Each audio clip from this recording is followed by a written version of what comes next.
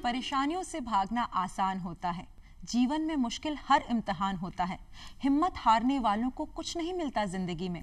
मुश्किलों से लड़ने वालों के कदमों में ही जहान होता है। नमस्कार, मैं हूं प्रियदर्शनी और महिला दिवस की आप सभी को ढेरों शुभकामनाएं और स्वागत आज के इस विशेष कार्यक्रम में, जिसका नाम है एक मिसाल। वाकई में हमारे जिंदगी में कितनी कठिनाइयां, कितनी मुश्किलें आती हैं, लेकिन जो इन कठिनाइयों से, इन मुश्किलों से लड़कर सफलता प्राप्त करते हैं, वही एक मिसाल बन जाते हैं। और आज मैं आपको एक ऐसी ही महिला से रूबरू कराने जा रही हूं जो समाज के लिए बन गई है मिसाल। मैं बात कर रही हूं जयपुर की पहली महिला auto rickshaw driver Hemlata Kushwaha के बारे में।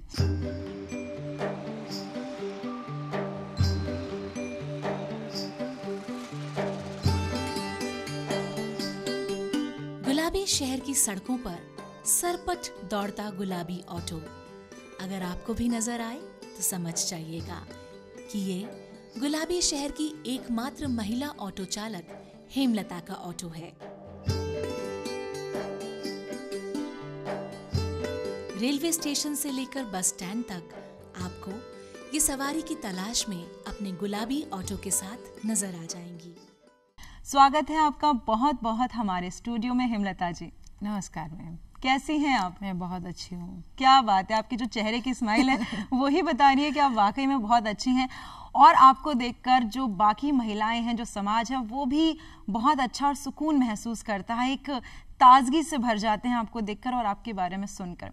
तो आज आप हमारे स्टूडियो में आई हैं, तो सबसे पहले तो मैं ये जानना चाहूँगी कि जैसे हमारे सबका एक बचपन में ना ख्वाब होता है, जैसे मेरा भी ख्वाब था इंजीनियर बनना है, कि टीचर को देखा तो टीचर बनना है, किसी डॉक्टर को देखा तो डॉक्टर बनना है। आपका क्या ख्वाब था बचपन से? बचपन में मैं पढ़ाई में बहुत अच्छी थी जी, और बहुत ज़्यादा होशियार थी। तो मुझे तो इतनी समझ नहीं थी, बट मेरे पापा का ख्वाब था कि वो मुझे वकील बनाए। तो बस उनके ख्वाब को लेके ही मैं अपनी ज़िंदगी जी रही थी कि पापा का सपना मैं ज़रूर पूरा करूँगी। क्या बात है। यही सपना था कि मैं वकील बनूंगी पढ़ लिख के। और मेरे माँ बाप ने मुझे बहुत अच्छा पढ़ाया लिखाया भी, जितनी उनकी कोशिश थी, क्योंकि हर माँ बाप का सपना होता है कि वो बच्चों के लिए वो सारी खुशियाँ लाएं, सारी खुशियाँ उनके कदमों में रखें, हर ख्वाहिश पूरी करें। तो बहुत अच्छा बचपन था मेरा। जी, कितने भाई बहन थे आप अपने घर में? मेरे 2 भाई हैं, एक बड़ा और एक छोटा, और मैं दोनों भाइयों की लाडली बहन, माता पिता की अकेली बेटी। अच्छा, बहुत खूबसूरत जिंदगी थी। मेरे मम्मी पापा मध्यम परिवार से थे, लेकिन वो माँ बाप का परिवार हमारे लिए सारी दुनिया होता है, सारी खुशियाँ होती हैं। और एक पिता होने के नाते वो अपने बच्चों की सारी ख्वाहिशें पूरी करता है, चाहे खुद के लिए ना करे, लेकिन बच्चों के लिए तो वो करता ही है। छोटी छोटी खुशियों से ही हमारी ज़िंदगी बहुत अच्छी चल रही थी। जी, बहुत प्यारा बचपन था। क्या बात है। बचपन सभी का प्यारा होता है और जिंदगी अभी भी आपकी खुशहाल है और आप औरों की जिंदगी में खुशहाल बना रही हैं, आपसे प्रेरणा ले रहे हैं लोग। अच्छा, वकील बनने का ख्वाब था आपके पिताजी का, तो यकीनन कहीं ना कहीं आपको भी लगा होगा कि हाँ मुझे वकील बनना है। फिर आगे क्या हुआ? अब कोशिश की होगी आपने वकील बनने के लिए? नहीं मैम, पढ़ाई तो हमारी ठीक चल रही थी, लेकिन पापा की फैमिली में कुछ झगड़े थे, तो इस वजह से हमको हमारा आगरा शहर छोड़ के हमें जयपुर आना पड़ा। लेकिन मेरे माँ बाप ने, बहुत अच्छा रिश्ता था उनका, कि मेरे पापा ने मेरी मम्मी ओनली 5वीं तक पढ़ी थी। मेरे पापा ने मम्मी को BA कराया, MA कराया, ITI कराई, सिलाई सेंटर खुलवाया। जब वो अपनी बीबी को इतना पढ़ा सकते हैं तो वो अपने बच्चों को भी ज़रूर पढ़ाती, लेकिन घर की लड़ाई झगड़ों की वजह से हम जयपुर आ गए, तो हम तीनों बच्चों की पढ़ाई छूट गई। अच्छा, पढ़ाई छूट गई। हाँ। फिर आगे क्या हुआ? फिर कैसे? उसके बाद जयपुर में किसी शहर में, प्रदेश में आके, जयपुर जैसे शहर में एक की कमाई से गुजारा होता नहीं है। और जब हम जयपुर आए थे तो पापा को पहला अटैक आया था, तो पापा कुछ काम नहीं करते थे। मम्मी ने ITI कर रखी थी, तो मम्मी हम बच्चों को पालने के लिए जॉब की तलाश में भटकती रहती थी। कहीं जॉब नहीं मिली। और मम्मी का जो सिलाई का सेंटर था, वहाँ से 6 मशीनें थी सिलाई की, वो लेके जयपुर आ गई थी। तो बस ब्लाउज वगैरह सिल के और बस हमारा जीवन यापन कर रही थी। जॉब बहुत कोशिश की, लेकिन कहीं भी नहीं मिली उनको। फिर KK हाउस नाम की कंपनी है, वहाँ उनको जॉब मिली। और मैं अकेली थी छोटी, तो मुझे अकेली छोड़ते नहीं थे, तो मुझे साथ लेके जाती थी। और 13 साल की उम्र में मेरी लंबाई अच्छी थी तो मुझे भी साथ ले जाने लगी। तो ऐसे मेरी 13 साल की उम्र से ही जॉब शुरू हो गई मेरी। अच्छा, आपकी 13 साल की उम्र से जॉब शुरू हो गई, लेकिन कहीं ना कहीं पढ़ाई छूट गई। ऑटो ड्राइवर कैसे बनी आप, ऑटो रिक्शा ड्राइवर? क्योंकि आज आप जो मिसाल बनी है बाकी महिलाओं के लिए, आपको देखकर जो समाज प्रेरणा ले रहा है, वाकई में हमें भी प्रेरणा मिल रही है। तो वो आप कैसे बनी ऑटो रिक्शा ड्राइवर? मेरे पापा की तबीयत ठीक नहीं रहती थी। पहला अटैक तो उनको 2000 में ही आ गया था, उसके बाद उनको दूसरा अटैक आया। तो मैं 18 साल की हुई तो तभी मेरे पापा जी ने मेरी शादी कर दी जी। तो पापा जी कमाते नहीं थे, बीमार रहते थे, तो उनके पास दहेज भी नहीं था। तो 2 बार मेरी शादी टूट गई थी दहेज की वजह से, क्योंकि हम राजपूत हैं, राजपूतों में दोनों हाथों का गहना मांगते हैं। मेरे पापा पे था नहीं, बोले 10 तोले सोना और 2 किलो चांदी चाहिए। पापा पे था नहीं, तो 2 बार रिश्ता टूट गया। तो पापा बहुत दुखी थे, तो मेरी शादी 18 साल के होते ही कर दी। लेकिन मेरे पापा गरीब थे। मेरे पापा के भाई जो हैं वो अच्छे पैसे वाले थे, चाचा वगैरह। तो उनके पैसे को देख के मेरे हस्बैंड को लगा कि इन पे भी पैसा होगा। तो यहाँ से हमारी परेशानियाँ शुरू हो गई कि इन्होंने दहेज में कुछ नहीं दिया। तो इस तरह से मेरे साथ मारपीट करते दहेज के लिए कि उनकी तो कोठी बंगले हैं, होटल चलाते हैं और 4 व्हीलर है उनके, तो इनके पास भी पैसा होगा। तो इस तरह से वो हमें परेशान करने लगे। और फिर मेरे 6 महीने का बच्चा पेट में था, मुझे छोड़ दिया दहेज के लिए। फिर जब मेरा बच्चा 9 महीने का था पेट में, तो 10 दिन पहले वो मुझे ले गए। फिर मेरा बच्चा हुआ तो भी मेरी सास ने मुझे बोला कि अब तो 50,000 का जामना भरना पड़ेगा, अब बेटा हो गया है, अब तो दहेज में कुछ नहीं दिया। तो मुझे तो मेरे पापा की कंडीशन मालूम थी, तो मैंने कहा मेरे पापा पे है नहीं, और मुझे पता भी नहीं था कि जामना होता क्या है। मैंने पूछा ये क्या होता है माँ? तो उन्होंने बोला कि गांव वालों को खाना खिलाते हैं। जी जी जी तो जी जी जी। मुझे बहुत थाने दरबार हुए थे, तो फिर मैं थोड़ा सा भरी थी, तो मैंने कह दिया माँ आपने खाया है गांव वालों का तो आप ही करो, ठीक ठीक, पोता आपके हुआ है, मेरे माँ बाप पे नहीं है, वो कहाँ से लाएंगे? तो मेरी सास मुझे छोड़ के भाग गई। जी जी जी जी। उसके बाद में सारी चीजें हुई वाकई में, मतलब दहेज के लिए आपको इतना ज्यादा सहना पड़ा, सुनना पड़ा। आगे आप कैसे आई? क्योंकि सारी चीजें हुई, जैसा कि आप बता रही हैं कि आपको छोड़ दिया गया था, आगे आप कैसे आई? तो फिर वो छोटे से बच्चे को लेके मैं पियर आ गई। तो वो तो 5-6 महीने तक तो पल गया। पापा भी बीमार रहते थे, आर्थिक परेशानी थी। तो फिर मैंने डिसाइड किया कि मैं क्या कर सकती हूँ, बच्चे को लेके मैं जॉब भी नहीं कहीं कर सकती, कोई भी जॉब नहीं देता, बच्चा रोएगा तो मेरा सारा ध्यान उसमें रहेगा। तो मेरे पापा ने मुझे 4 व्हीलर सिखाई थी जब मैं अनमैरिड थी। तो फिर मैंने डिसाइड किया कि मेरा लाइसेंस 2007 का बना हुआ था जी। तो मैंने डिसाइड किया कि मैं ड्राइविंग करती हूँ, ड्राइविंग मुझे आती है, मुझे परेशानी भी नहीं आएगी, लाइसेंस बना हुआ है। तो फिर लाइसेंस बनवाने के लिए बोला कि कॉमर्शियल गाड़ी चलाने के लिए कॉमर्शियल लाइसेंस चाहिए। तो फिर मैं आरटीओ में आई थी लाइसेंस बनवाने। तो यहाँ एक बैनर लगा हुआ था, फ्री में ड्राइविंग सीख के और नौकरी ड्राइवर बने। तो फ्री का था, तो मैंने ट्रेनिंग ली। फिर यहाँ से मुझे ट्रेनिंग मिली और इतनी अच्छी ट्रेनिंग थी कि माइंड एकदम क्लीन कर दिया, कि बिल्कुल डर निकाल दिया दिल से। इतनी अच्छी ट्रेनिंग थी, 15 तरह की ट्रेनिंग दी गई। तो फिर ऐसे यहाँ से जब मैं प्रोफेशनल ड्राइवर बन गई, सर्टिफिकेट मिल गया, लाइसेंस हैवी बन गया मेरा।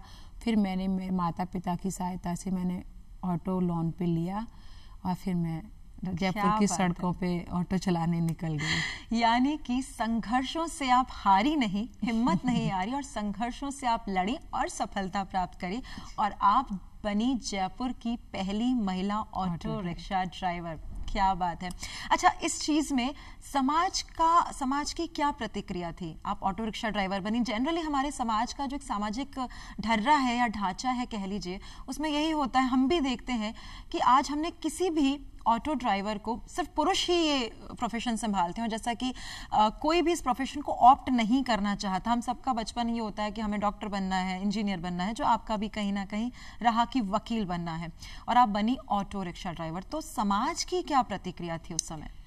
मैम, जब शुरुआत में मैंने लाइसेंस बनवाया था तो हैवी लाइसेंस के लिए बहुत ज़्यादा प्रोसीजर होता है कि मैं कहाँ पे मैंने पढ़ाई की है, कहाँ मेरा बचपन गुजरा है, तो पूरा रिकॉर्ड वो आरटीओ वाले पता करते हैं, क्योंकि हम जयपुर के नहीं थे जी। तो वहाँ पुलिस की इंक्वायरी गई मैं जहाँ पैदा हुई थी आगरा, और मेरे स्कूल में, कि मैंने वहाँ से पढ़ाई की है नहीं। तो इतनी परेशानियाँ थी, तो घर वालों ने बोला मेरे भाई ने कि हैवी लाइसेंस बना के क्या हवाई जहाज चलाएगी।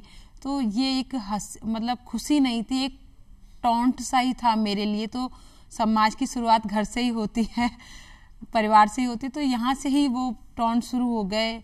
और साथ के समाज में मेरे साथ के ड्राइवरों ने मुझे बिल्कुल सपोर्ट नहीं किया, क्योंकि उनको लगता था कि एक आई है तो हजारों आ जाएंगी और उनका रोजगार महिलाएं छीन लेंगी। एक वही है जिसमें महिलाएं नहीं जाती हैं, तो कहीं उनको ये रोजगार छीनने का भी डर था। और ज़्यादातर सवारियां मुझे पसंद करती थी, तो वो जानबूझ के मेरे पास आती थी, क्योंकि मैं पूरी ड्रेस पहन के और अपना बैच लगा के रखती थी, तो नाम पढ़ के कि हेमा के साथ ही जाना है। तो फिर उनको लगता था कि इनकी सवारियों को मैं तोड़ रही हूँ, तो वो मेरे साथ परेशानी खड़ी करने लग गए।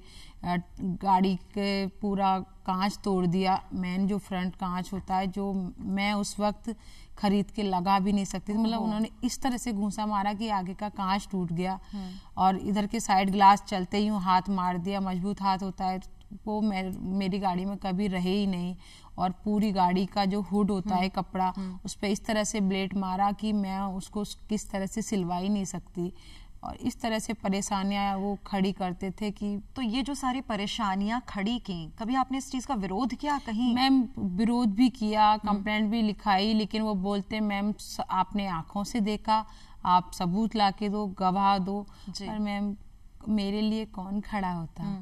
इसमें आपके परिवार का क्या सपोर्ट रहा? क्योंकि जैसा कि आपने बताया कि आपके पिताजी का भी अच्छा सपोर्ट था, माताजी का भी था।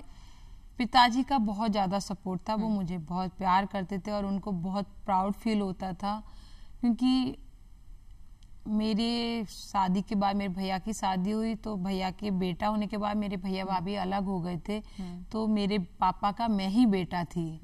और तो मेरे पापा हमेशा मुझे फोन करके पूछते रहते थे, तो मेरे इस मामले में मेरे पापा मुझे बहुत सपोर्ट करते थे, हर जगह, हर परेशानी में, हर दुख में। और मुझे कभी झुकना नहीं सिखाया, हमेशा लड़ना सिखाया कि नहीं, गलत के खिलाफ आपको लड़ना ही है, हम क्यों चुप बैठेंगे, हम कितना अन्याय सहेंगे। बिल्कुल, यानी उनका सपोर्ट, उनका प्यार ही था जो हमेशा आपके साथ खड़ा रहा, और उन्होंने आपको हिम्मत दी। हेमलता जी, उस समय आपने बताया कि आपका एक बच्चा भी था, तो उसके साथ आप ऑटो कैसे मैनेज कर पाती थी, ऑटो रिक्शा चलाना, क्योंकि वो पूरे टाइम का एक जॉब होता है, कैसे मैनेज करते थे? मैम स्टार्टिंग में तो पापा की हालत बहुत ज़्यादा ख़राब रहती थी, तो वो ESI हॉस्पिटल हमेशा एडमिट ही रहते थे।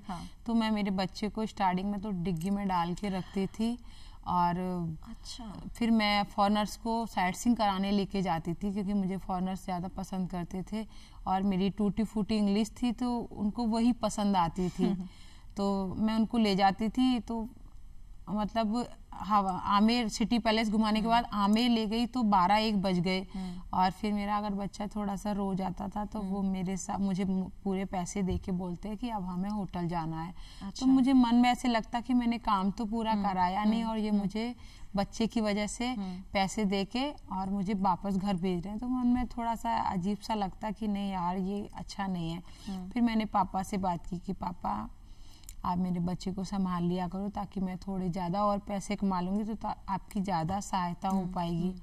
तो फिर धीरे धीरे मेरे पापा मेरे बच्चे को संभालने लगे, क्योंकि बच्चा बहुत छोटा था, और तो फिर बच्चे को वो संभालने लगे, तो फिर मैं अकेली ऑटो चलाने लगी।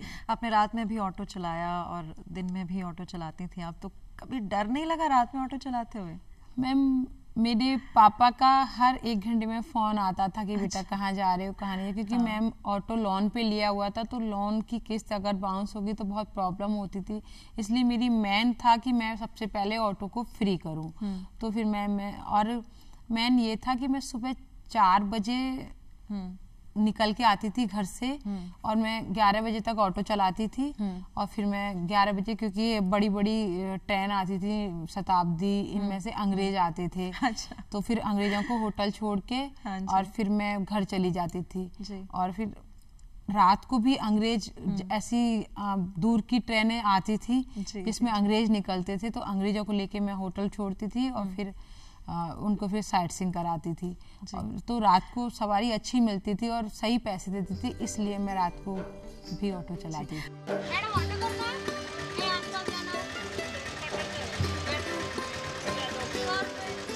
एक महिला का रोजगार की तलाश में अपने आत्मसम्मान को कायम रखते हुए इस तरह काम करना वाकई काबिले तारीफ है। लैंगिक भेदभाव को मिटाने की ओर भी ये एक सराहनीय कदम है।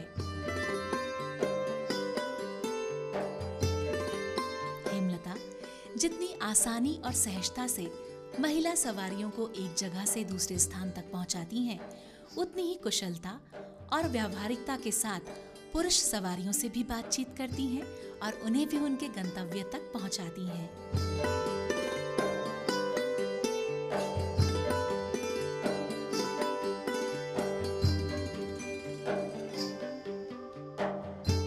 अच्छा, मैंने सुना है कि आप डांस भी बहुत अच्छा करती हैं। अपने इस जो प्रोफेशन है आपका, उसके साथ में आप डांस भी बहुत अच्छा करती हैं। तो कौन से डांस में आपकी ज़्यादा महारत है? क्योंकि मैंने सुना आप कथक में भी आपने अपनी डिग्री ली हुई है। जी, मैं फोक डांस ऐसे ही सीखने गई थी। मैं फोक डांस के साथ साथ मैंने भवई, डॉक्टर रूप सिंह शेखावत हैं, उनको मैंने भवई करते हुए देखा, तो मन में जुनून आया कि नहीं, मुझे भवई ही सीखना है। तो मुझे भवई किसी ने नहीं सिखाया, क्योंकि सबने परेशानियाँ कि नहीं, आप अनमैरिड हो तो बहुत सारी परेशानियाँ आएंगी, तो अभी आप भवई मत सीखो। अच्छा, अनमैरिड हैं तो परेशानी आएंगे? नहीं, वो भवई का बैलेंस सारा पेट पे आता है, तो पेट में फिर प्रॉब्लम होती है। तो वो शादी के बाद ही आप शुरू करो तो ज़्यादा ठीक रहेगा। तो पर मेरे को जुनून था, तो मैंने भवई अपने आप ही एक के साथ 2 घड़े 3 घड़े खुद ही रखना शुरू कर दिया। और इतना अच्छा बैलेंस कर दिया कि मेरे गुरुजी ने खुद कहा कि नहीं बेटा, मैं आपको भवई सिखाऊंगा। आपका भवई तो कर लेते हो लेकिन थोड़ी कमियां हैं। तो गुरुजी ने मेरी कमियां सारी ख़त्म की डांस की। प्लस उनको मेरी ज़िंदगी के बारे में पता था। मेरे बेटे की, मैं घर आ गई थी बेटे के साथ, तो उन्होंने डिसाइड किया कि बेटा तुम कथक की डिग्री ले लो, ताकि आपको बहुत भटकना ना पड़े, कहीं आपकी जॉब लग जाए। तो उन्होंने मुझे, डॉक्टर रूप सिंह शेखावत खातीपुरा रहते हैं, और मैं 22 गोदाम से साइकिल से उनके यहाँ पे कथक सीखने जाती थी सुबह सुबह 5 बजे। तो फ्री में उन्होंने मुझे कथक सिखाया। SMS म्यूजिक कॉलेज से उन्होंने मुझे डिग्री दिलाई। एग्जाम के पैसे भी उन्होंने भरे, म्यूजिक टीचरों के पैसे भी उन्होंने भरे। मैं उनका बहुत मानती हूँ कि उन्होंने मुझे BA की डिग्री दिलाई। जी। तो बहुत अच्छा है, और मैं आज तक 500 से ज़्यादा स्टेज शो कर चुकी हूँ ऑल इंडिया में गुरुजी के साथ।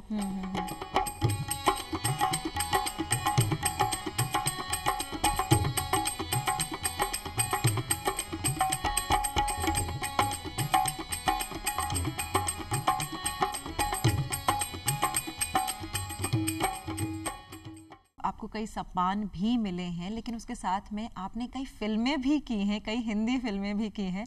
तो किस तरह से अब आप मैनेज कर पाती हैं कि ऑटो भी चलाना है और फिल्में भी करना है, अपनी आर्ट से भी जुड़े रहना है? कैसे मैनेज कर पाती हैं? मैम, डांस के साथ, डांस में क्या है, मैं स्टेज शो करके पैसे कमाती हूँ। तो और मुझे हजारों अवार्ड्स मिले हुए हैं, बहुत नाम है। तो क्योंकि डांस प्रोग्राम में एक पेमेंट एक साथ मिल जाता है 1000 से 2000 रुपये, तो फिर उसमें इतनी प्रॉब्लम नहीं आती। और ऑटो में कभी 100 200 100 200 करके ही 1,500 रुपये इकट्ठे हो पाते हैं, तो मैं जहाँ एक साथ पैसे मिला मैं उसमें ज़्यादा वो करती थी। तो मुझे डांस के शो ज़्यादा पसंद आते थे, और फिर इतना पैसा मेरे पास इकट्ठा हो गया था, तो फिर मैंने डिसाइड किया कि उनको एक्टिंग अच्छी लगी थिएटर के साथियों को, तो उनको लगा कि इसको फिल्मों में भी ले। तो ऑडिशन के लिए एक सर आए थे, निशांत भारद्वाज जी, उन्होंने मेरा ऑडिशन लिया हिंदी फिल्म आटा साटा के लिए जी। तो मेरी टोन हल्की सी यूपी टच है, और शादी भरतपुर में हुई है, तो उनको दोसा की लैंग्वेज चाहिए थी। तो उनके रोल के लिए मैं फिट बैठी, तो फिर उन्होंने मुझे मूवी के लिए लिया, और वो मेरी पहली मूवी थी। और उसके बाद फिर मैंने उत्तराखंड की 2 दिन चले 2.5 कोर्स, नमो नमो हनीमून आए, ऐसे अब इसकी शुरुआत हो गई है। अच्छा, तो उसकी शुरुआत तो हो गई, लेकिन निशांत भारद्वाज जी कहाँ गए? यहाँ मैं बता दूं कि निशांत भारद्वाज जी, जहाँ तक मैं सही हूँ, अभी इनके जीवन साथी के रूप में इनके साथ है। तो किस तरह से आपके जीवन में ये गुल खिला, या आपका जीवन फिर से गुलजार हुआ, वो थोड़ा सा हम जानना चाहेंगे। मैम, मेरे पापा की डेथ के बाद मुझे लगा कि नहीं, एक साथ में एक साथी की जरूरत है। एक मेरे सर से छत ही चली गई थी, मेरे सर पे जो पेड़ था वो चला गया, तो कहीं ना कहीं मुझे एक पेड़ की जरूरत थी जिसके सहारे मैं खिलखिला सकूं, मैं पनप सकूं, नहीं तो मैं मुरझा जाती। तो सर को लगा मेरी मेहनत देख के कि इतनी मेहनत करके और इसने इतना नाम कमाया है, तो यहाँ से उनको मेरी मेहनत अच्छी लगी, और आज हम साथ हैं। क्या बात है। अच्छा, कभी आपने सोचा नहीं कि चलिए अभी ऑटो ड्राइवर वाला प्रोफेशन हो गया, अब मैं अपनी जो बची हुई पढ़ाई है उसको पूरी कर लूं, या कुछ ऐसा कभी ज़हन में? नहीं मैम, जिम्मेदारियां इतनी ज़्यादा हैं, क्योंकि अब मैं पढ़ाई तो खैर नहीं हो पाएगी, क्योंकि इतनी आर्थिक परेशानियां बहुत ज़्यादा हैं। ना मेरे हस्बैंड का काम चल रहा है कोरोना के बाद से, और ना ही मेरा काम इतना अच्छा चल रहा है। तो अभी बच्चे हैं दोनों, उनकी जिम्मेदारियां बहुत ज़्यादा हैं। तो अब पहले घर बनाने की सोचेंगे अपने बच्चों के लिए, तो अब उन्हीं में अपना सपना देखेंगे, और थोड़े अच्छे हालात हुए तो ज़रूर मैं पढ़ाई की सोचूंगी। अच्छा, कोरोना की भी आपने बात करी, तो कोविड टाइम में जैसे सबके साथ में हुआ कि कहीं ना कहीं सबका जीवन थम गया, आपने किस तरह से मैनेज किया? क्योंकि कहीं ना कहीं ये पब्लिक ट्रांसपोर्टेशन के ऊपर भी कहीं ना कहीं का असर आया था। 1 रुपया हाथ में नहीं, इतनी ज़्यादा परेशानी थी, हर जगह लॉकडाउन, कोरोना था। तो छोटी सी बच्ची, 1 रुपया हाथ में नहीं, और 31 दिसंबर को मेरे दर्द शुरू हो गए। मैंने सबसे बोला, मेरे रिश्तेदारों से, परिवार से, जो भी मेरे जानकार थे, कि मुझे 500 रुपये दे दीजिए, मेरे पास जाने के लिए किराया नहीं है। करीबन मैंने 500 लोगों को खबर भिजवाई, लेकिन किसी ने भी मुझे बोले कि उनको एक ऐसे दिमाग में था कि हेमा तो बहुत पैसे वाली है, तो फिर किसी ने भी मेरी सहायता नहीं की। तो फिर मैंने कहा कि अपना तो कोई नहीं, अपना तो ऑटो ही जीवन साथी है। मैंने मेरे 2 थैले में जो कपड़े बच्चे के रखने होते वो रखे, और हस्बैंड मेरी गाड़ी में पीछे बैठे। मैंने तो खुद ही ऑटो स्टार्ट किया रात को 11 बजे, और मैं जनाना चली गई। और हमारे पास 1 रुपया नहीं, सबसे रिक्वेस्ट कर ली कि कोई नहीं आया, और मैं अकेली ही लेबर रूम में थी। 31, 1, 2 तारीख हो गई और मेरे बच्चा नहीं हुआ। तो डॉक्टर ने बोला इसका ऑपरेशन करना पड़ेगा। अब मैं हिल गई, मेरे साथ में कोई महिला भी नहीं। मैं हर किसी के साथ खड़ी हो जाती थी, दोस्त, सहेली, लेकिन जैसे ही पैसे चले गए तो मेरे साथ कोई भी नहीं खड़ा। वहाँ आपकी हिम्मत जो थी वो खड़ी थी आपके और आपके होने वाले बेबी के साथ में। अच्छा, ये बताइए कि आप इतनी स्ट्रगल की, आपने फिल्में भी इतनी कर रही हैं, आने वाला क्या प्रोजेक्ट है आपका? फिल्मों को लेकर बात करें या थिएटर की बात करें? तो फिल्म मेरी 2 आने वाली हैं जी। जैसे ही थिएटर खुलेंगे तो शायद मैं जानती हूँ कि मेरे हालात बदलेंगे जी। और मेरी मेन इच्छा है कि मैं ज़्यादातर राजस्थान से जुड़ी हूँ, फोक डांस से जुड़ी हूँ, तो मैं चाहती हूँ कि मैं अपनी राजस्थानी भाषा को आगे लेके जाऊँ, अपने राजस्थानी कल्चर को आगे लेके जाऊँ। तो मैं चाहती हूँ कि मैं मेरे राजस्थानी कल्चर के लिए मैं कुछ करना चाहती हूँ। मेरी इच्छा है कि मैं एक्टिंग क्लास खोलूँगी जिसमें मैं डांस सिखाऊंगी, और अपनी जो कल्चर को आगे लेके जाऊंगी। मैं चाहती हूँ भवई के, क्योंकि भवई बैलेंसिंग डांस है और ये डांस विलुप्त होता जा रहा है, तो मैं चाहती हूँ कि मेरा घर हो गया, बड़ी क्लास हो गई, तो मैं बच्चियों को निःशुल्क भवई डांस सिखाऊंगी, क्योंकि इस डांस को हर कोई, बैलेंसिंग डांस है, हर कोई नहीं कर पाता है। बिल्कुल, आप ये बात बहुत मेहनत की जरूरत है, तो मैं चाहती हूँ मैं मेरे कल्चर के लिए कुछ क्या बात है। हमारे पास समय जो है वो, घड़ी जो है वो टिक टिक इशारा कर रही है कि अब हमें जो ये समय है यहीं इसको थामना होगा। जाते जाते आपसे बस मैं इतना जानना चाहूंगी कि हमारी जो ऑडियंस है, हमारी जो महिला है, जो समाज है, उनको आप क्या कहना चाहेंगे? मैं कहना चाहूंगी कि महिलाओं को कभी हिम्मत नहीं हारनी चाहिए। हर दिन मुश्किलें पहाड़ बन के खड़ी रहेंगी, लेकिन हमें उनका डट के सामना करना है, हिम्मत नहीं हारनी है और बहुत आगे जाना है कि हर परेशानियां हार जाएं और हमको जीतना है। कभी हिम्मत नहीं हारनी चाहिए। आप सबको महिला दिवस की बहुत बहुत शुभकामनाएं और आपका भविष्य बहुत जगमगाता सा रहे। क्या बात है, आपने बहुत ही सटीक बात कही है। जो भी हमें देख रहे हैं, हमारे महिला, हमारे दर्शकगण, उन तक ये मैसेज आपका ज़रूर पहुंच गया होगा। वाकई में हमारा मजबूत होना बहुत ज़रूरी है, तभी हम एक समाज को बेहतर और मजबूत बना पाएंगे। तो इसी के साथ मैं आपको देती हूँ बहुत बहुत धन्यवाद और लेती हूँ आपसे विदा, और एक बार फिर से आपको महिला दिवस की ढेरों शुभकामनाएं। नमस्कार।